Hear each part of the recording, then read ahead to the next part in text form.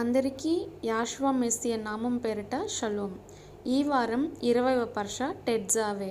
టెట్జావే అనగా ఆజ్ఞ. నీవు ఆజ్ఞాపించుము అని మోషేకి ఎలోహిం చెప్పియున్నారు. సెఫర్ తోరా నందు ఇది 20వ పర్ష. సెఫర్ షెమోత్ నందు ఇది 8వ పర్ష. 4వ అల్యా యొక్క వాక్య భాగములు.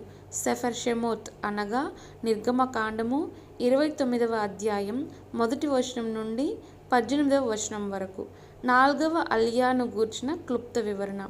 అహరోనును అతని కుమారులను మిష్కాన్ అనగా ప్రత్యక్ష గుడారం యొక్క ద్వారం దగ్గరకు తీసుకుని వచ్చి మిక్వా అనగా నీళ్లతో వారికి స్నానం చేయించి యాజక వస్త్రం నుండి ధరింపజేసి అహరోను తల మీద పాగా పెట్టి ఆ పాగా మీద పరిశుద్ధ కిరీటముంచి అభిషేక తైలమును తీసుకొని అతన్ని అభిషేకించవలెననియు అహరోనును అతని కుమారులను ప్రత్యక్ష గుడారం యొక్క ద్వారమునొద్ద ఒక పొట్టేలు మీద తమ చేతులుంచవలననియు బలిపీఠం మీద ఆ పొట్టేలంతయు దహింపవలననియు అది యావేకు ఇంపైన సువాసన గల దహన బలి అర్పించి వారు యావేకు యాజకులగునట్లు వారిని అభిషేకించి ప్రతిష్ఠించి పరిశుద్ధపరచ విధానమును ఈ అలియా వివరిస్తుంది.